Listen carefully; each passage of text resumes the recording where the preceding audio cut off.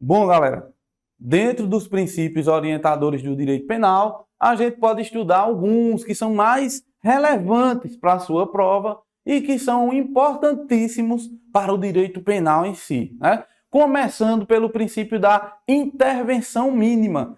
Princípio da intervenção mínima, anota, quer dizer que o direito penal ele pode e deve intervir na sociedade. Porém, ele deve intervir o mínimo possível. Quanto menos utilizado for, mais eficiente é o direito penal. Então, se liga. Princípio da intervenção mínima. Diz ao direito penal o seguinte: direito penal, tu pode se meter na sociedade, mas o mínimo possível. Só se meta quando o negócio for relevante para a sociedade. Só se meta quando ninguém mais conseguir resolver. Não se meta em tudo que acontece. Se meta apenas naqueles fragmentos mais importantes da sociedade. Então, vejam, é muito importante esse primeiro princípio, porque dele a gente consegue enxergar mais 5 princípios. E a gente vai estudar os 5, beleza? Então, bora lá, ó. Intervenção mínima. Ó, vou abreviando aqui para não ficar muito grande. Princípio da intervenção mínima diz que o direito penal deve ser utilizado o mínimo possível, né? Deve intervir na sociedade o mínimo possível, beleza? Somente nos casos mais relevantes para o direito penal. Desse princípio, a gente pode destacar. Deixa eu escrever aqui de preto mesmo, beleza? Então, ó, tem o primeiro princípio e dele a gente pode destacar, ó, princípio da subsidiariedade, ó.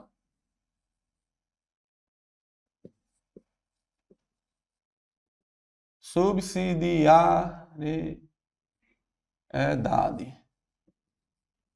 Ó, esse princípio da subsidiariedade diz o seguinte: o direito penal ele não pode ser utilizado diretamente. É um direito subsidiário. Ou seja, primeiro você tem que tentar resolver a bronca através de outros ramos do direito.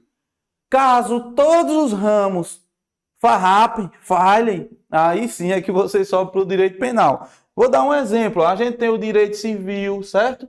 A gente tem o direito trabalhista, por exemplo.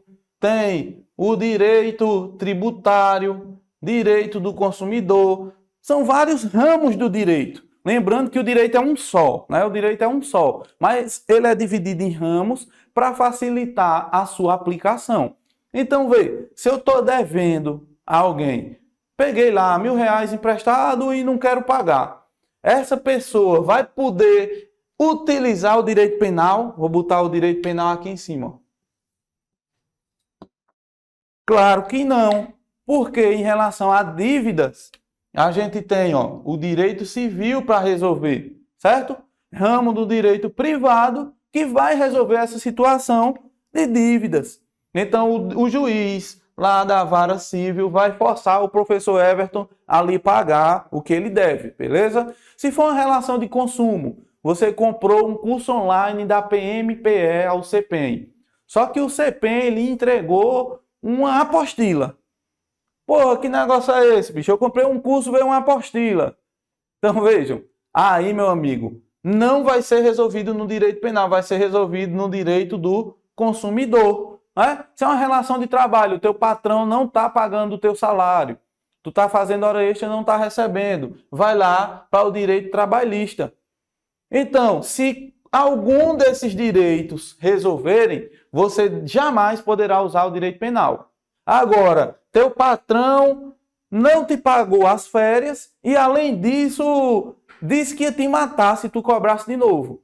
Ameaça, meu amigo. Então, veja, o direito trabalhista não vai resolver essa ameaça. Vai ter que subir para o direito penal, certo? Quando você veio me cobrar os R$1.000 que eu lhe devia, eu disse a você que se você viesse de novo, eu ia matar você e sua família todinha. Aí, meu amigo, o direito civil não resolve mais isso, não. Vai ter que subir para o direito penal, ameaça, certo? Você mandou um cobrador aqui, eu fui e matei ele. Homicídio, nenhum desses direitos resolve. Então, sobe para o direito penal. Subsidiariedade é exatamente isso. O direito penal só vai ser utilizado em último caso, ultima ratio, em latim, beleza? Somente quando todos os ramos do direito falharem. Então, anota isso, o princípio da subsidiariedade, beleza? Terceiro princípio, né? Ou você pode também dizer que é um princípio derivado da intervenção mínima. A gente vê aqui o princípio da fragmentariedade. Fragmentariedade. Princípio da fragmentariedade diz o seguinte: o direito penal não se preocupa com o todo. O direito penal não pode se preocupar com todos os casos que acontecem na sociedade, com toda a sociedade. Ele só pode e deve se preocupar com as situações ali de relevante ameaça ou relevante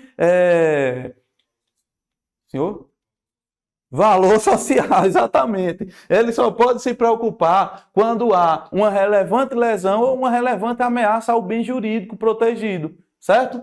Quando for coisas bestas, ele não se preocupa. Então, ele não se preocupa com o todo, ele se preocupa apenas com alguns fragmentos da sociedade. Princípio da fragmentariedade, né? O nome já fala. É você fragmentar, certo? Partir e pegar aqueles fragmentos mais importantes para a sociedade, jogar para o direito penal proteger, certo? Fragmentariedade é isso. Então, se cair uma questão, por exemplo, dizendo o direito penal deve se preocupar com o todo quando se trata da vida social. Certo ou errado? Errado. O direito penal não se preocupa com o todo, se preocupa com alguns fragmentos. Fragmentariedade, beleza? A gente também tem aqui o princípio da alteridade. Olha lá, ó. Princípio da alteridade. Princípio da alteridade, ou também chamado de transcendentalidade, diz que o direito penal não pode tutelar o homem diante dele próprio. O professor não entende foi porra nenhuma. O direito penal só vai agir quando o homem, e quando eu falo homem, pode ser homem, mulher, qualquer coisa. Quando o homem fere o bem jurídico de terceiro ou da coletividade. Se o homem fere um bem jurídico dele próprio, o direito penal não pode ser utilizado pelo princípio da alteridade ou transcendentalidade, beleza? Também pode ser chamado de lesividade. Então, cuidado. Lesividade. Então, esse princípio tem 3 nomes: lesividade, alteridade ou transcendentalidade. Direito penal. Se eu tentar me matar, eu tentei contra a minha própria vida, não consegui, eu vou responder por tentativa de suicídio? Claro que não, bisonho, porque o direito penal não pode agir quando o homem fere o bem jurídico dele próprio. Somente se eu tentar matar alguém, aí sim é o homem ferindo o bem jurídico de terceiro ou da coletividade, beleza? Vamos lá. Depois desse princípio, 1, 2, 3, a gente vai estudar o princípio da adequação social. Princípio da adequação social. O que é que esse princípio diz? Diz o seguinte: direito penal. Toda vez que a sociedade evoluir, você tem que se adequar a essa sociedade. Então, o princípio da adequação social, o nome já fala tudo, porra. Está dizendo que a sociedade está sempre um passo à frente do direito. A sociedade evolui, as coisas mudam, o direito penal vai e se adequa. Através desse princípio, novos crimes são criados e tem crimes, tem condutas que são consideradas criminosas, que a partir de determinado momento histórico deixam de existir, deixam de ser crimes. Vou contar para vocês 2 exemplos. O exemplo do crime de adultério. Se você retroagir até o tempo da Bíblia, lá na lei de Moisés, A mulher que adulterava, ela era punida com pena de morte, apedrejada em praça pública. A sociedade evoluiu e o direito se adequou, né? Depois que Jesus Cristo veio para a Terra, o direito mudou totalmente. Então, a partir de Jesus, ele disse o quê? Aquele que não tiver pecado, atira a primeira pedra. Ninguém atirou nenhuma pedra, porque todo mundo tinha pecado. Então, a sociedade começou a entender que era demais apedrejar a mulher porque ela adulterou. Aí começou a prender agora. Pronto, não, ela vai ficar presa. Aí depois a sociedade evoluiu e agora a mulher exigiu que o homem também fosse preso. Então, homem e mulher, qualquer um dos dois, se for pego adulterando, vai ser preso. A sociedade evoluiu de novo e disse, peraí, esse negócio de Gaia, é melhor a gente botar isso para o direito civil. Né? Não é mais tão relevante feito era antigamente. A sociedade evoluiu, o direito penal se adequou, disse o seguinte, a partir de hoje não é mais crime adulterar. Adultério não vai ser resolvido mais no direito penal, vai ser agora no direito civil. Aí vai lá e resolva, se separe, veja lá, se pede uma pensão, se vire aqui para baixo no direito civil. Isso é a aplicação da adequação social, né? Da mesma forma, antigamente tinha condutas que a gente não considerava crime e hoje considera crime. Né? Antes, vejam, o crime de estupro era apenas para mulher honesta. Mulher honesta, dentro desse conceito, as prostitutas não se enquadravam. Então quer dizer que se alguém mantivesse conjunção carnal com uma prostituta, mesmo que fosse com violência ou grave ameaça contra a vontade dela, ele não ia responder, porque a prostituta não era considerada uma mulher honesta. Hoje isso mudou, né? A mulher, honesta ou não, tem a sua dignidade sexual protegida pelo direito penal. E se você mantiver relação carnal, ou pior, qualquer ato libidinoso com uma mulher sem a vontade dela, mediante violência ou grave ameaça, é crime de estupro. Até o homem pode ser estuprado hoje em dia. Ou seja, a sociedade evolui, o direito se adequa, princípio da adequação social. Tranquilo? Vamos para o quinto princípio importantíssimo, que a gente enxerga ele na intervenção mínima do direito penal. É o princípio da insignificância. Princípio da insignificância, que também pode ser chamado de crime de bagatela, certo? Princípio da insignificância diz o seguinte: direito penal, quando o fato for irrelevante, insignificante, ínfimo, pequeno, você não pode agir, velho. Direito penal até quer agir, mas esse princípio diz, não, aqui tu fica na tua. Deixa resolver para lá em outro lugar. Direito penal não vai agir quando o fato for insignificante, beleza? Um dos princípios mais importantes da aula de hoje é o princípio da insignificância. Por quê, professor? Porque na prática ele é aplicado muito. E na prova ele cai com força. Então, bicho, é muito importante.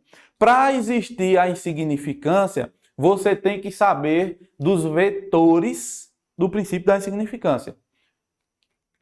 Vetores que foram criados, certo? Pelos tribunais superiores. Então eu vou colocar aqui um mnemônico para você se ligar. Veja. Princípio da insignificância, ele depende de 4 vetores e de uma análise, né? Análise do valor sentimental da coisa. STF e STJ criaram os 4 vetores da insignificância, que a gente vai chamar eles aqui de, vou botar de vermelho para destacar, ó. A gente vai chamá-los de Mari. Quem danado é Mari, professor? Mari é o mnemônico dos vetores do princípio da insignificância. Então se liga. Primeiro vetor do princípio da insignificância: mínima ofensividade. Certo? Mínima ofensividade da conduta do agente. Estou abreviando, você anota. Não está dando tempo para anotar, não. É só dar pausa, bisonho. Mínima ofensividade da conduta do agente. É o primeiro vetor. Eu vou colocar os 4, depois eu vou contar uma historinha e a gente vai analisar se a gente consegue enxergar esses 4 vetores, beleza? O A é de quê, professor? Esse A aí. Esse A é de ausência de periculosidade. Ausência de perigo, beleza? O perigo ele tem que estar ausente. Não pode existir perigo para poder a conduta se tornar insignificante. Tranquilo? O R, reduzidíssimo. Reduzidíssimo grau, abreviável. Reduzidíssimo grau de reprovabilidade. Reduzidíssimo grau de reprovabilidade. Isso daqui é o terceiro vetor. E aqui, ó, inexpressividade na lesão jurídica causada, né? Tá tudo abreviado, ó. Inexpressividade na lesão jurídica causada. Então, se liga. Eu tenho aqui os 4 vetores do princípio da insignificância, ou também chamado de crime de bagatela. Aí eu vou contar agora uma historinha, certo? Vou te mostrar um exemplo e você vai me ajudar a identificar se estão presentes esses requisitos ou não. Eu estou com o Bruno aqui, então digamos que Bruno, no final da aula, ele resolva, né, subtrair essa garrafa de água mineral, que é dele, então não vale. Ele vai subtrair esse apagador aqui, ó. Um caderno. Pronto, tá um caderno aqui em cima e Bruno diz, oxe, esse caderno é massa para fazer resumo. Vou levar ele para mim. Então vejam, o que é que diz o artigo 155 do Código Penal? Subtrair para si ou para outrem coisa alheia móvel. O que foi que Bruno fez? É exatamente isso. Ele subtraiu para ele uma coisa alheia, não era dele. Imóvel, né? Que dá para movimentar o caderno. Isso significa que Bruno cometeu uma conduta típica de furto, certo? Mas espera aí, professor. Esse caderno, para o CPEM, né? Vejam, curso preparatório, professor Everton Mota e um caderno. Vamos ver se está presente os 4 requisitos e no final tem que fazer uma análise aqui, certo? Valor subjetivo ou sentimental, certo? Valor subjetivo ou sentimental da coisa. Vamos lá, ó. Mínima ofensividade na conduta do agente. Quando o Bruno subtraiu esse caderno do CPEM, ele ofendeu. A conduta dele foi ofensiva, certo? Mas essa ofensa, ela foi mínima, sim ou não?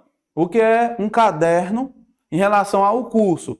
Então, um caderno se torna insignificante, se torna nada, né? Mínima ofensividade. Ele ofendeu, mas essa ofensa foi mínima. Segundo requisito, ausência de perigo. Aí, veio, toma cuidado, porque é o único que tem que estar ausente, certo? Os demais podem até estarem presentes, mas tem que ser, ó, mínimo, reduzido, inexpressivo. Era até para eu ter colocado o nome completo aqui, ó. Inexpressivo, certo? Mínimo, ausente, reduzido, inexpressivo. O único que tem que estar ausente é o perigo. No crime de furto, tem perigo? Não, porque ele subtraiu sem ninguém ver, levou para casa porque não tinha ninguém. Então, no crime de furto, não há perigo. Beleza, confirmei a mínima ofensividade, confirmei a ausência de perigo. Agora vamos lá, reduzidíssimo grau de reprovabilidade da conduta. Esse reduzidíssimo grau é o seguinte, a sociedade reprova essa conduta de Bruno. Só que essa reprovabilidade, ela é reduzidíssima. Se eu pegar aqui uma sala de aula, feito eu faço direto aqui no presencial, sala de aula com 90 pessoas, Levanta a mão quem quer que eu prenda Bruno porque ele subtraiu o caderno aqui do CPEM, o caderno velho que tinha aqui jogado. Uma ou duas pessoas levantam a mão, né? Vai ter aquelas pessoas que vão dizer, quem rouba um caderno, rouba um caminhão, né? Mas essa reprovabilidade ela é reduzidíssima. 99% das pessoas vão dizer, bicho, deixa pra lá, uma porra de um caderno, né? Reprovou, mas essa reprovação foi reduzidíssima. Então, nesse caso, está presente o terceiro requisito. O último, inexpressividade na lesão jurídica causada. Bruno causou uma lesão jurídica, certo? Essa lesão jurídica que Bruno causou foi expressiva ou foi inexpressiva? Insignificante. Foi insignificante. Então eu tenho presente aqui os 4 vetores da insignificância. Logo, se eu reunir os 4, né, eu posso aplicar o princípio da insignificância. E o princípio da insignificância diz que o direito penal não pode agir nesses casos. Agora vejam, tem que ter no final a análise do valor subjetivo da coisa, ou também chamado de valor sentimental. O que seria isso, professor? Valor sentimental. Ei, eu disse que Bruno subtraiu um caderno. Beleza, não valia nada aqui. Sei lá, R$5 um caderno desse vale. Imagine que Bruno agora quer furtar um cachorro. Aí Bruno furta um cachorro velho vira-lata pulguento. Só que é o teu cachorro vira-lata. Vejam. Furtou um cachorro que vale pouco. Não vale nada assim, materialmente falando. Mínima ofensividade da conduta. Beleza. Ausência de perigo. Beleza, foi furto, então não tem perigo. Reduzidíssimo grau de reprovabilidade. A sociedade reprova, mas não tanto. Inexpressividade na lesão jurídica causada. Beleza. Só que quando vem para aqui, ó, o valor sentimental da coisa, aí, meu amigo, o cachorro, ele pode não valer materialmente nada. Ninguém compra um cachorro velho vira-lata cheio de pulga. Só que para você que é o dono, aí, meu amigo, esse cachorro tem um valor sentimental, né? Se tiver o valor subjetivo, um valor sentimental, a gente não pode aplicar o princípio da insignificância. O direito penal deve agir e o direito penal vai punir Bruno porque furtou o seu cachorro, beleza? Justamente pelo valor sentimental que ele tem, né? O valor subjetivo. Tranquilo? Vejam. Ainda falando sobre o princípio da insignificância, né? Eu queria dizer a vocês o seguinte. Ele é muito importante porque ele cai muito em prova e tem vários julgados aí, né? Tem várias jurisprudências em relação a ele. Como, por exemplo, o princípio da insignificância não pode ser aplicado quando se tratar de crime de falsificação de moeda. Você pode falsificar R$1 milhão ou pode falsificar uma moeda de 5 centavos. Não vai existir insignificância porque você está ferindo a moeda do país, né? Não o valor que tem aquela prata que você fabricou, mas o valor que tem a moeda do país. Então, não pode aplicar o princípio da insignificância nos crimes de falsificação de moeda, beleza? Também não pode aplicar o princípio da insignificância nos crimes contra a administração pública. Essa é a regra geral. O princípio da insignificância não pode ser aplicado nos crimes praticados contra a administração pública. Salvo, se tem salvo, é porque tem uma exceção, beleza? Salvo se o crime for de descaminho e o valor dos objetos não ultrapassar R$20 mil, segundo o STF e o STJ, beleza? Aí toma cuidado, porque antes, né, há uns 2 anos atrás, o STF dizia que o valor máximo era de 20 mil, e o valor mínimo, né, na verdade, e o valor para o STJ era de 10 mil. Então ficou essa briga, STJ 10 mil, STF 20 mil. Hoje é pacificado. O STJ e o STF diz que R$20 mil não se aplica à insignificância quando se tratar de crime de descaminho. O crime de contrabando não aceita a aplicação da insignificância, beleza? Cuidado. Outra coisa, crimes praticados por militares também não aceita a aplicação do princípio da insignificância. Cuidado. E tem outras jurisprudências que você deve se aprofundar, né? Quem quiser o curso completo, na verdade, né, para a Polícia Civil do Estado da Paraíba, por exemplo, que está aberto. Quem quiser o curso completo aí para Polícia Penal de Pernambuco, vão abrir 1.000 vagas, 200 imediatas, 800 cadastros de reserva. Vai lá no nosso site www.cpem.com.br e faz a compra lá do curso completo. Aí vale muito a pena, né? Aqui a gente tem pouco mais de 1 hora para debater com vocês. Lá vocês vão ter as aulas gravadinhas, com todos os detalhes que você precisa saber para a sua prova, beleza?